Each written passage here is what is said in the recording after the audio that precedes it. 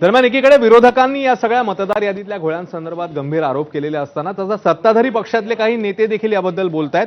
महायुतीतल्या तिन्ही पक्षाच्या नेत्यांनी याबद्दल वक्तव्य केलेत आणि राज ठाकरेंनी देखील महायुतीतल्या नेत्यांनी जी वक्तव्य केली त्याचा संदर्भ आजच्या भाषणामध्ये दिलाय। बघूया।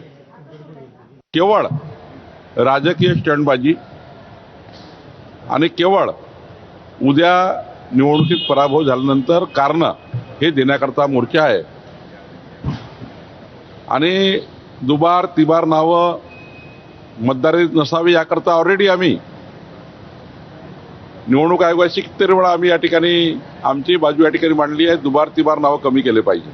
4 ठिकाणी नावं टाकणे, काही बोगस नावं टाकणे, हे जे काही प्रकार आहे ते थांबले पाहिजे, हे प्रत्येक नागरिकाचं मत आहे। जो मतदानाला जात नाही त्याच्या नावावर जेव्हा मतदान होतं त्या टायमाला एक आश्चर्याचा धक्का बसतो। आता हा कोणता पक्ष करतो का कार्यकर्ता करतो या वादात मी जात नाही, परंतु हे नसावं या मताचे आम्ही सुद्धा आहोत। त्या चुका हे मला वाटते प्रशासन दुरुस्त करेल असं मला वाटते आणि आजचा मोर्चा हा जर त्यासाठी असेल तर आमच्या सगळ्याच पक्षांची, मग युतीच्या सगळ्या पक्षांची सुद्धा अशी सदोष मतदार यादीवर निवडणुका घ्यायला आमचाही आक्षेप आहे। त्या याद्या दुरुस्त करायला आमची काही हरकत नाही। भारतीय जनता पक्षाचे पण लोक बोलतायत की दुबार मतदार आहेत, शिंदेचे लोक बोलतायत दुबार मतदार आहेत, अजित पवारांचे लोक म्हणतायत दुबार मतदार आहेत। अरे मग अडवलंय कोणी?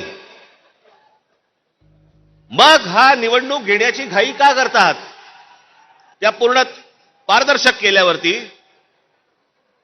मग जेव्हा निवडणुका होतील त्याच्यानंतर यश कोणाचं अपयश कोणाचं सगळ्या गोष्टी मान्य, पण सगळं लपून लपून लपून छपून जे चालू आहे ते कशासाठी?